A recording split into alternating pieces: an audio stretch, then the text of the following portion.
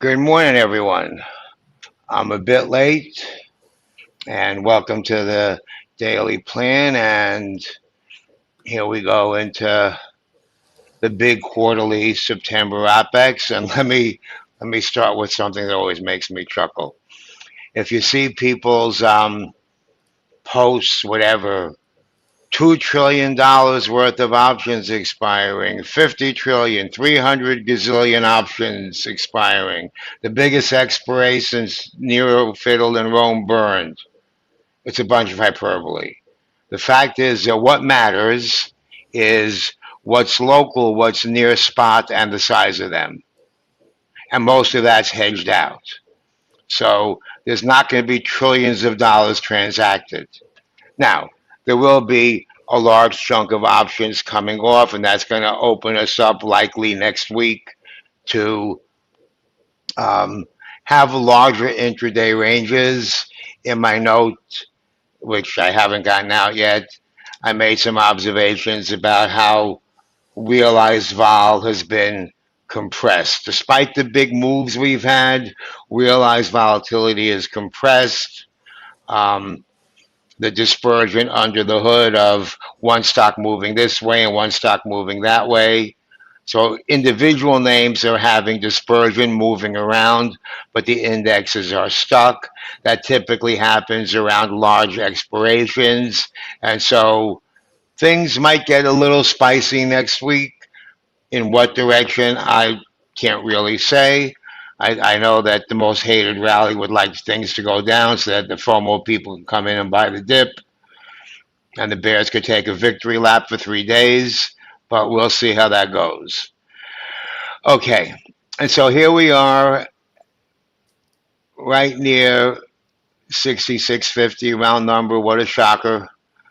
And apparently we are going to close pin right near there. Now we have the AM expiration today and the PM expiration. I'm going to assume that most of you are familiar with that, but just to do a quick 30-second explainer.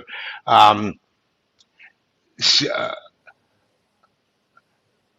Many products, um, the large index products that the institutions use, the VIX, which is not on a Friday, the SPX, RUT, NDX, etc., have an AM expiration which expires at the open price as the settlement price that that the dollars get transacted, that people get paid or whatever. Up until up until today, September, after the close of business on Thursday at 4 o'clock, those options couldn't be traded. That was it. And then whatever was left in the chain was left in the chain. And then the settlement and the opening price movement would be based on that. However, there's a new CBOE rule, and I read it, and it said that it could be traded till 9:25. That seems a little odd to me, but I double checked, and that's what it said. And so, if that's the case, there's additional monkey business going on right here, right now, which just muddies the water. So, I don't have any historical experience in what's going to happen there. So, get your popcorn. But I don't think it's going to be very different from what we normally see. But it looks like something is pulling us up to 66.50, and I'm not sure if it's that or not. So I'll report back, so to speak, once I get more clarity on that. Okay, so now let's just take a quick look at the levels, and this is my TV string based on my analysis of the gamma landscape, and in the background here is mental cues, auto stuff, technical term. And I just kind of use that in the background just to have some lines and some some reference points. These are going to reference basically large options positions, kind of agnostic as to whether they're long or short or directional influence, just kind of where the levels might be. And so obviously I go with what I my analysis. But anyway, moving on. And so I'm going to flip from here to the options depth platform. And I've been remiss in putting in web links and discount codes and all that. Um, and so here we are. This is the PM expiration. This is what's going to be here after 9:30. But before that, let's take a quick look at the AM expiry, which is going to be a moving target today. Normally that's static. So here's the AM expiry. What's the biggest thing you see? You see 10,000 contracts, market maker short, customer long. They're puts, it doesn't really matter. Doesn't really matter what they are. Market makers have to hedge in that direction. And so that's the magnet. That's kind of where we're going. That's what Gamma tells us. So that's what. Now I guess I want to do one more thing. Markers. Markers should show me if there's any transactions there, and they're not showing any. So I don't know. We'll find out. And you see, there's only 3,000 contracts. So biggest $3 trillion, biggest exploration in the history of mankind. There's not a lot of options here, are there? Let me just make sure that I have this right. I think I do. Let's even throw the PM in on top of it.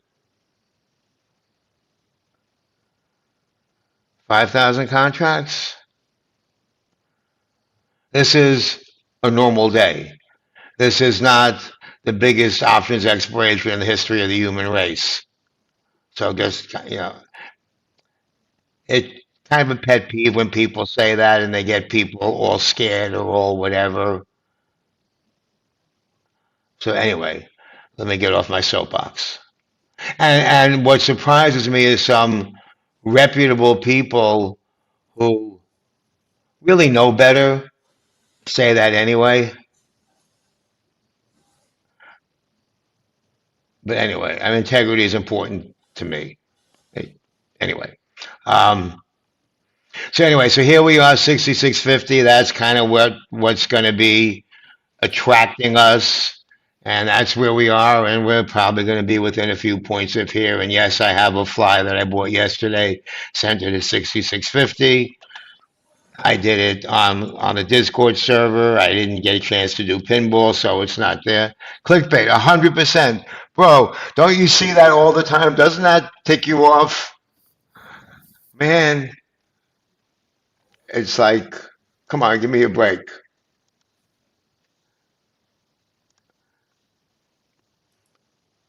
I see similar. So the question is, and we'll get to it in a minute here. Well, in defining my chop zone, I was kind of debating with myself if I should extend it up to 70, over 50 to kind of pass the expected move, or keep it at 50 because that's where the rubber's going to meet the road. And if over 50 and we stay over 50, it's a whole different setup that if we're below it, good. I mean, not good that you're bothered, but good that people are sensitive to that. Every once in a while, I make a snarky comment, but lately I haven't done that. Maybe if I have time, I'll make a snarky comment to somebody. Yeah, and I see 20 also kind of as a bottomish area. 20, 25, 30, zone. Let's call it a zone, not an area, not a line, but pretty much see it the same way. Now let me get into when I click 0 DTE, what does it show?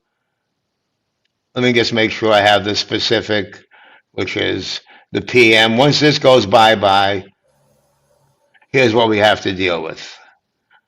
Okay, so we have this pretty big cluster of positive gamma. not huge numbers, 1,000, 2,000, the biggest expiry in the history of the planet, um, right here. And so we can easily just stay in the stuck like Chuck zone between 60 and 25. So chop should be limited to 65 on top and 30, 25 on bottom. And the expected move was about 25 ish, 28 when I looked at 8 o'clock. So if you figure we're at 50, so 25 puts us 75 on top and puts us 25 on bottom. We have some market making negative gamma there, but that just seems like a stretch and has to fight through all this stuff. And so, and I take your Gamma Eggers agreement seriously with and with some pride because Paul and the Paul was one of my mentors there. We've diverged paths somewhat. He's got his thing, I got my thing. Some sharp traders there. They have they have some amazing tools, Gex ratios and delta he has all kinds of stuff. He's the hardest working man in show business, always developing new tools. But anyway, so I have nothing but wonderful things to say about them there. Um, and I promise to bring him on one of these days. So broadly, 66.70, 66.10, somewhere in here. Now, I don't like having these big negative bars framing us. That was a big divergence when I got the goats and you stayed with golden retrievers. It was kind of one of those things. So so anyway, I don't like having being framed by negative gamma on both sides. Now, what's going to happen, crystal ball, is, and it's really not much of a stretch, is locally. When I say locally, I mean near where we are trading spots. Someone asked me that earlier today on a DM. When I say locally, so if we're at 50 now and people start buying 40 strike puts or 60 strike calls, that's locally. And local trading around where we are, can eat through these levels. I mean, we have whatever it is, I'll just randomly grab 45, 585 contracts. Gamma Edge routinely buys 585 contracts, each of the founders. So that's going to eat that up right away.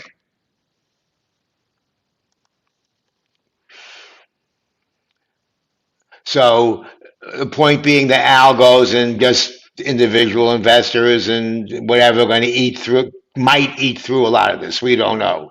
So again, grain of salt, but at least we start with that. Okay, so that's that situation.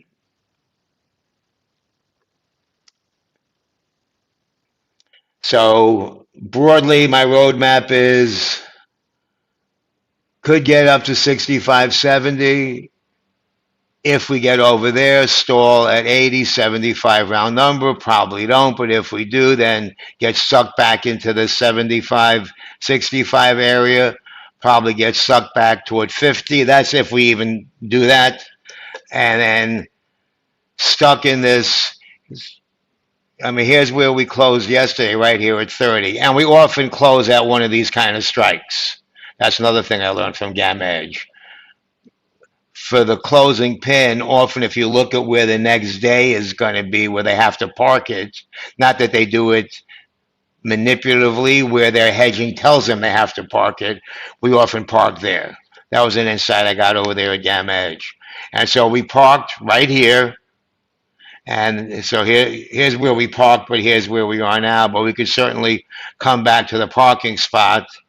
And then if we get back here, 66.10, yesterday's low, 6600, round number. So we'll see.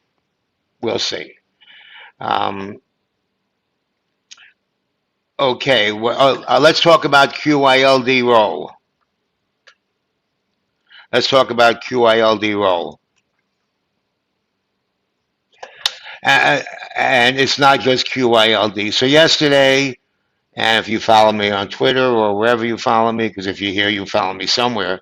Um, the YLD family of funds sells at the money calls in indexes, index products, and in big stocks. You know, they have the Nvidia and they have the whatever, the AMZY for Amazon and the FBY or something for the Facebook one. I don't think they changed the name yet, etc. So, long story short, that's a lot of negative delta coming in selling. And so that historically, statistically, backed up by research I've done, backed up both by my anecdotal observations and a number of research papers I've seen, some kind of fluffy, some kind of rigorous, says that yeah, it's a thing, yeah, it's suppressive, and yeah, it's going to happen. Does that mean we have a red day today when that happens? Absolutely not. It means, and again, I'm going to say hypothetically, if we were supposed to be up, quote unquote, 1%, we might be up 0.75%. Or we might get to that 1% later if real money buyers are coming in. But while that flow is coming in, we get suppressed. So just be aware that usually that flow comes in around 1 o'clock. Once that flow comes in RT and RUT for the IWM, in NDX for QILD, in in SPX for the XYLD fund, and whatever other stuff they have. They have a lot of assets under management. Um, it's suppressive. It just is. Doesn't mean we go down even then, but it means we have flows coming in that are pushing us in that direction that market makers have to hedge instantly. Now, another statement about that. Market makers are going to hedge their deltas when that comes in. Some of it will be transacted beforehand between whoever, so it'll, I imagine that there's ways that they kind of smooth it out with the dealers, and the flows don't come in all at once. It's, 50 contracts, 100 contracts, repeated flows, but it has a suppressive effect. Once those deltas are hedged, being out in time, they don't have that much gamma. So once they're hedged, then they kind of leave us alone for a while. So gamma means convexity. The delta is not going to keep changing that much with movement of spot. It's not going to be something that is going to be a big blip on the dealer screen. Let's see what else we want to talk about. Um, okay, let's take a look at depth view. And we'll take a look at gamma edge too, since I got my boys here. All right, so here's the AM expiry. Let's look at, and you see the red 6650, 6650 target. That's where the market makers are short gamma. That's what I just showed you. That's the target, and guess what? That's where we are, give or take. Give or take. Got a band. Once this goes bye-bye, we're here.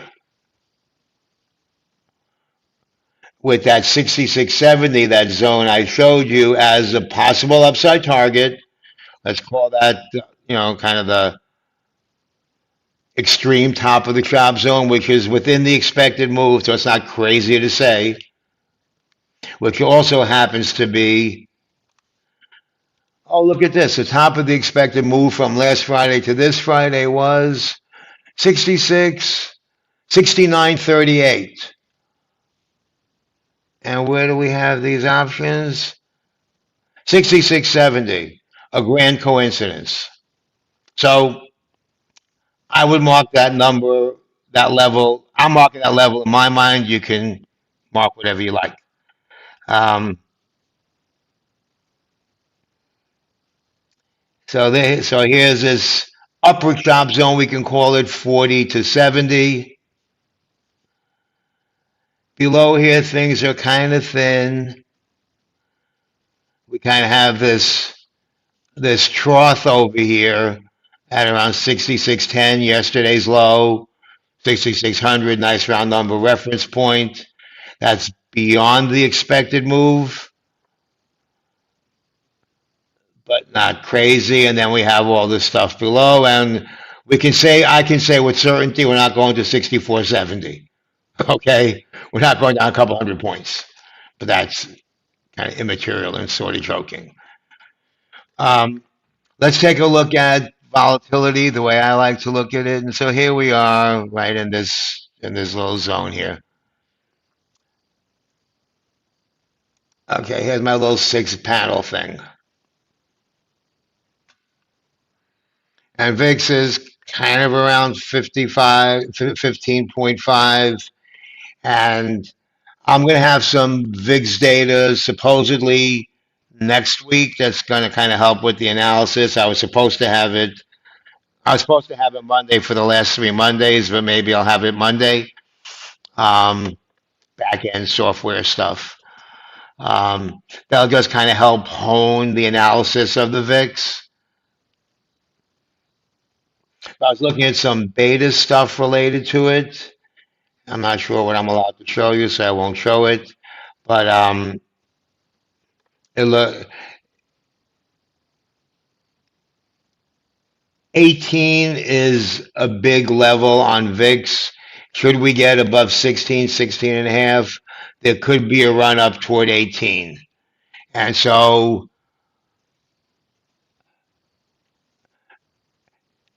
let me go to Gamma Edge for that. Let's see how they show it. And so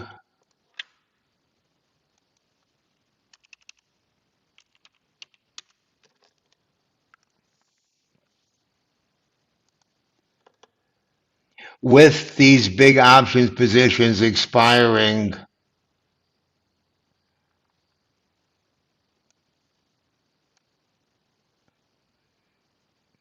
in the SPX expiring today, and the big options positions tend to compress volatility intraday moves.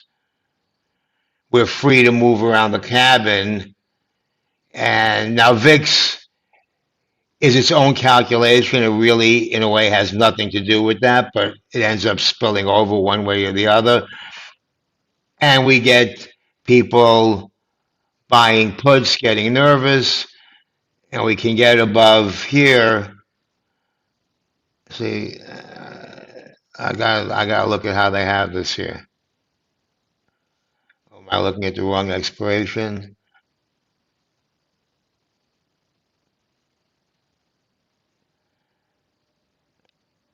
See, here's what not worries me. Here's what we got to take into account. You see these 181,000 calls at 18? Those are real calls. Those are bought. And institutions typically do 1 by 2s or sell here, buy there, whatever. So it's hard to parse out the exact path.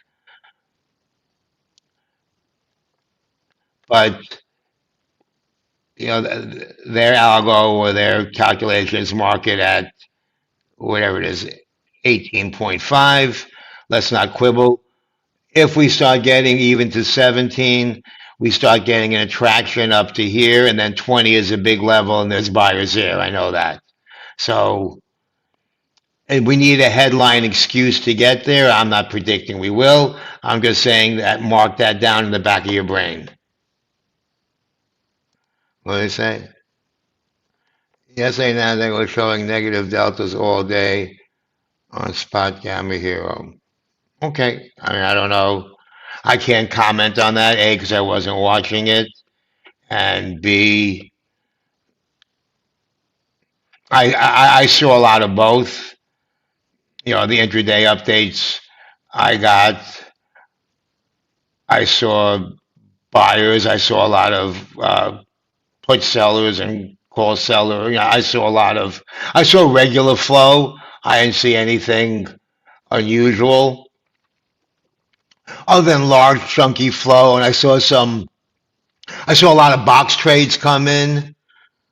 If you don't know what box trades are, people that are watching, those are kind of when institutions will sell calls and puts It's kind of, and basically they're locking in like a pretty much guaranteed 0.5% or profit for their money based on like what they're putting in. That's gonna, or 1%, whatever it is, based on the time frame. That's gonna be a little bit better than the interest rates and a bond. It's a way the institutions park money. And so I saw a lot of that come in. Now I'm not saying he's wrong. I'm saying I didn't see it. I think he's wrong. I mean, I don't know. I don't know. I'm saying I didn't see it. Um, oh, what happened? I lost Julie because I was talking too much. David, I'm going to throw you up there if you want to say anything. If you're not, if you don't have to. Um,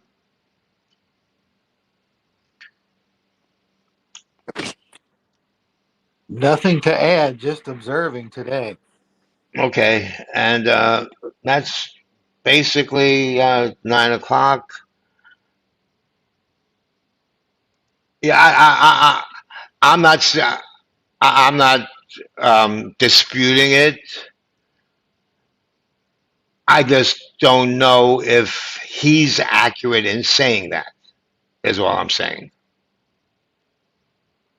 I used to use the hero, and I wasn't a big fan of it.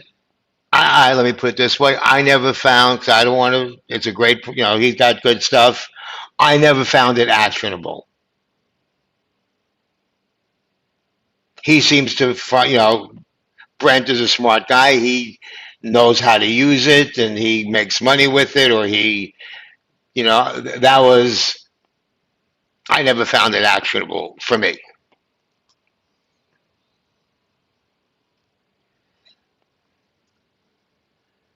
And I think let me not. I think his new product, his alpha product, or whatever it is, I'd be curious to see what that showed rather than Hero. But anyway, let me not stop talking about somebody else's stuff. Let's go over to the option chain where all the fun is. Oh, crap. I thought I signed in. Hold on. Let me.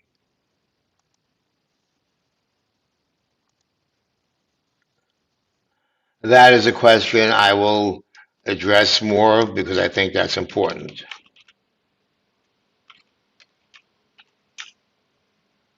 Okay, let me get back to screen share. Hold on.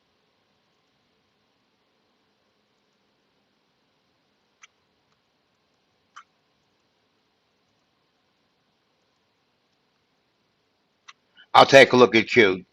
Yes. Um, well, looky here.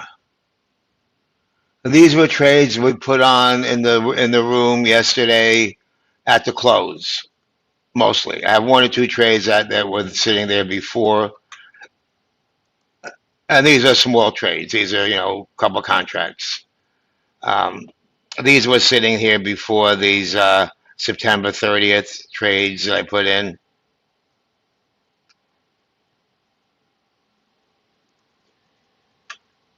Okay, so now the QYLD is they use NDX, not QQQ options, but we can take a look at QQQ options and we'll look at it on my chart in a minute to kind of see where the lines are. But let's take a look at, if we go to the church of what's happening now, let's see what we can see. And let's look in the PM in the AM expiration. And you all know me by now. You all technical term. Uh, I don't know that this 32 expected move is not accurate. It's probably more like 27-ish. But let's call it. Let's give them 32. Fine. So 32 expected move from here, and here is, where's here? Here is, and I didn't have my note written yet today. I apologize for folks. I'll get it out, but I have it kind of in rough form. But you're listening to me kind of write my note now, or just going through the process. And if you like listening to this pratter, it goes on a lot during the day in my when I screen share and just kind of share my observations. Other people share theirs. So we're, like I said, we're at 50, and the expected move is 30. We'll call it whatever. And so where does that put us? That puts us somewhere over here. That puts us 6,600, 6,210, whatever. So these are pretty juicy premiums all the way down here. That's tempting to a guy like me. 50 cents, I'll put one in right. Whoops, I wanted to put it in the other account, but that's all right. The other account that I don't often show, I do other trades. This is the little baby IRA from the one time I had a job where I got an IRA. I was a consultant for, I was COO was technically my title for Centers for Day Treatment. We had treatment programs for senior citizens and dual diagnosed patients at a number of hospitals. We contracted with hospitals. And I kind of was clinical director a little bit and COO and negotiated contracts and argued with Medicare about payment. I did kind of a little bit of everything, which is what I like to do. And then for those of you that remember the, I guess it was the mid to late 90s, Tenant and Columbia started buying up the small private hospitals, and all those hospitals we had deals with ended up getting bought up, and suddenly they wanted to put me on a time clock. I said, I don't want to be in a time clock. And I stayed for a few months and I don't know, maybe even a year. I don't know. I stayed for a while. Had a little 401k that went with the official job rather than consulting thing, and then I left. So this is a remnants of that little IRA, and that's what I've used to mess around in here. Um, on top, you know, I'm not crazy about I don't know 95, 15, 50 cents. I'm willing to throw one of those in. And something like that. I'd like to be over the round number. Now let's go back because the other way I always choose my iron condors. I'm not looking at delta. I'm not really looking at how much premium I'm getting, although there tends to be a standard range that it ends up falling out in. Um, I'm looking at where gamma is, where it's safe. And over 80 should be safe. Over 6,700 will be safe, I'm willing to say. Um, Here's your danger zone. Here's we can go through, overcut, hit 80, and come back down. So if somebody sold something over here, whatever, yesterday, or if you sell it today, you might get nervous, but that's supposed to hold, quote unquote. That's also at the top of the expected move for the day and outside the expected move for the week. So kind of keep those things in account. And we have the YLD family of funds selling. Okay, now let me get back to the Qs. Okay, let's take a look at Qs because I like to see what I can do. We're going to look at it in two ways. First, let me go to my buddy Gamma Edge because Options Depth doesn't have Qs. Invert. So what do I see? Let's look at the landscape view. Yikes. So we have 600, nice round number. I'm willing to say we're not going to get over 600. Where's that? That's over here. And we stall within this zone. I haven't trade. I don't trade Q much anymore, so I'm not really sure what the numbers are. 95 to 600. Let's go over here. Let's take a look at QQQ. QQQ is all the way up at 97, so 600 is where we're supposed to stall.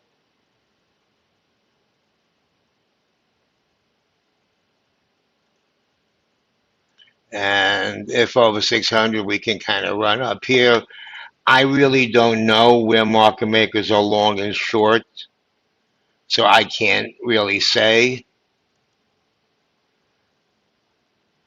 What I can say is that 600 is your next level. Now, getting back to what I can say, and that goes back to NDX, what we do know, and let me know if this answers your question or not. I'm just going to do the best I can. Um, ND, QYLD, no, they don't. And NDX options are kind of a waste of time to cover. A lot of people do. Why? Because they're not very liquid. There's not very many there. What do you see? Open interest 239, 122, 188. You see a few chunks at the money from funds that use these for similar things like the QYLD or whatever. Otherwise, they have little to no predictive value.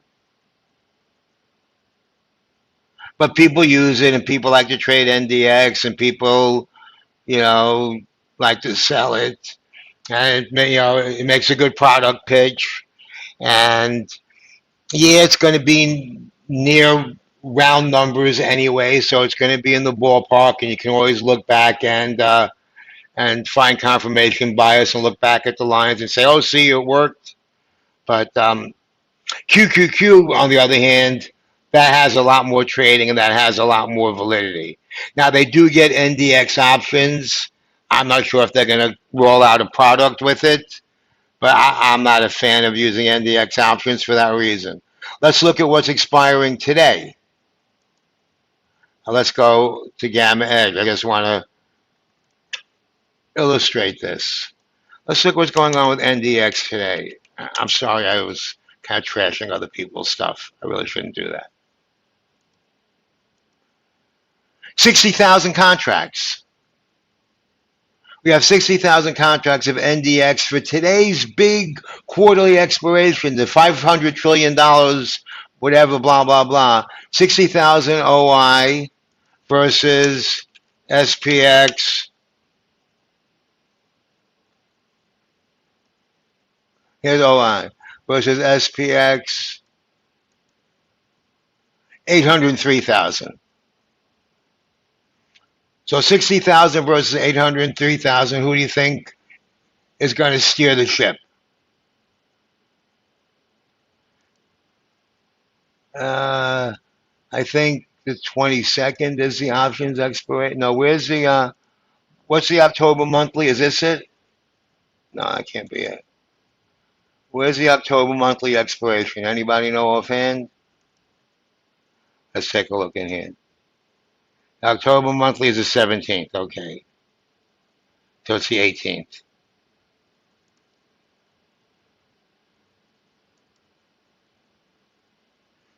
We got 2 million options here.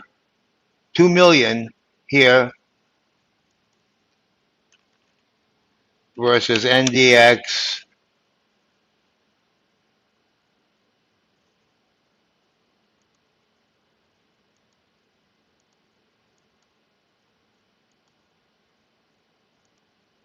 18,000. And that's why I don't put much credence in this.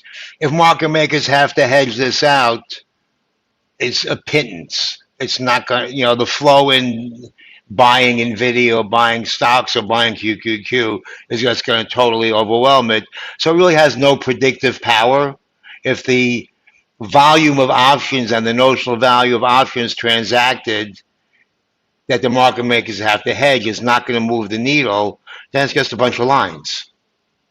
Then you can might as well use whatever you use, TA, moving averages, pivot points, Darvas box, Gann lines, Fibonacci's. You can use whatever lines you want that work for you, but it's not going to be gamma.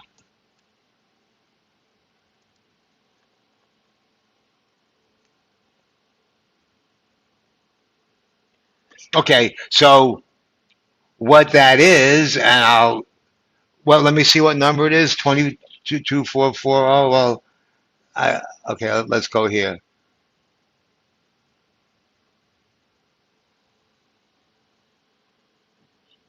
24,400. 24,400. So that big resistance is 44 contracts.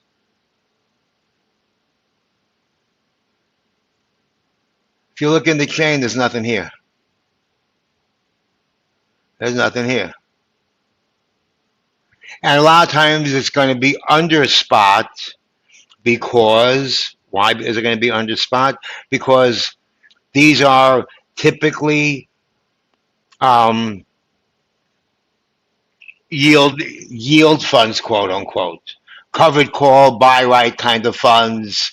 Whether it's JEPQ, JEPQ, which is a JP Morgan product, which I happen to own, not investment advice. I just happen to own some in my retirement account. I also own QYLD, but I like the JEPQ product better because they don't sell at the money. I think they sell more like a 30 delta, and you get and they. I have to check their perspective. I think they manage it a little actively. They don't just sit there and just let it sit there and do nothing. They do a little adjustment, so you get a little better. You get maybe an 8%. They call it yield, but you're also going to get some capital appreciation and ends up outperforming QYLD. But QYLD, you're going to get your 10, 12% every year in terms of return. And I've had QYLD for I don't know how many years. And even though NASDAQ is up, I don't know, I'm just going to make up a number, 75%, my QYLD net asset value, if I sold it, is roughly the same as it was. It's up, I think, $1,000 on, I don't know, $50,000 worth or $100, whatever the number is. I don't remember the number. So it's basically flat. But yeah, I've gotten 10, 12% a year for this many years. So it's paid for itself. I'm not complaining. I'm just saying. And so that's why you typically see that. And so what's going on in the October AM expiration? We have 1,000 contracts. We have people front running. Yes, there is a lot to learn. Yes, there is. And come down the rabbit hole with me. I'm learning myself. Come down the rabbit hole. There's lots of tunnels. Um, and so, yeah, and so I guess the reason 2440 is showing up is this. Kind of at the money, near the money. People may be front running this or different funds doing it differently. These are probably sold. I highly doubt that these were bought. And that's really it. You have one tranche, one fund that's either front running the QYLD or has their own kind of fund. It could be QQQI. That's another one that I like. That's a newer one. Maybe QQQI. I'm not sure who these belong to, but I'm willing to bet that these are sold. I'm also going to tell you that 1,000 contracts at NDX a month out is going to have an insignificant hedging impact today.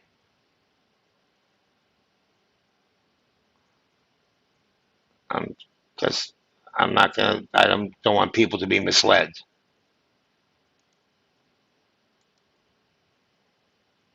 And that's basically it. I've babbled way longer than I intended to, and I still have to get my note finished, so we're going to finish it there. Oh, and for those of my subscribers that are listening, or for anyone else who's my whatever, I'm flying back to Florida today, so I'll miss the close, so no pinball. I'll probably be signing off at around 3 o'clock. My original flight was going to be at like 5-ish, but then I was going to really miss too much of the day. So I made my flight later, so I'll be arriving after midnight, but I kind of want to be here for the trading and kind of feel like I have a sense of obligation to people that follow me to kind of do whatever I can to help steer the ship. Okay, everybody. Oh, take a look at DevView. Yes, I do. Yes, I do. Thank you. Thank you, Mills. And yes, let's take a look at DevView. Thank you. See, That's why I like having folks around that those that know me know that I kind of go with flow, and sometimes my I'm not as systematic as I'd like to be. Okay, so here we are on depth view. Okay, Selena, thank you. Okay, so here we are, depth view. We got a lot of action right here at 66.50. Okay, no shock. Let's see what else is going on. We got not much between 30 where we have a real thin zone right here. We're real thin we're thin everywhere else. Don't torture the data. And we have something here at 6,600. That's way outside the expected move, and I expect transactions here. If I know now there's this family of this whoever they are that's been coming in selling iron conduits 5 and 10 wide, usually in the first 10 minutes to half hour, and they usually 5,000 at a time. They sometimes come up to 20,000, and no, it's not the IC whale. Um, I'm expecting them to come in somewhere around here, and that'll tighten things up somewhat. We'll see where they come in. We have more visibility on top, but again, it's at 6,700. So basically, we don't really have a lot of visibility here. Oh, that's the AM. I'm sorry. Well, let's look at the PM. The PM, we have more visibility. We have the above 80 is going to be hard. Above 80 is going to be hard. Free to move around the cabin zone. If above 60, we have a shot up towards 75 round number. A little sticky between 60 and 35, kind of where we are. We can call that a chop zone. Little pivot right where we closed. Below 25.20, things get a little nasty. If below 20, then if below 25.20 round number, then 66.10 target, stall reverse before round number 6,600. So maybe come down here, come back up. If below 6,600, I doubt it strongly, then we have this node over here, which looks like the other side of a put debit spread. And if you want to sell 65.85, which looks good to me, or below, that looks nice. Oh, thank you. That's very kind of you to say. Very nice sentiment. And that's it. Shit, it's 9:25. I'm gonna have to get my trades in and apologize for getting. I'm just gonna get whatever lame ass note I have out and then send out a better one afterwards. Okay, everybody. Good night or good night. Good day.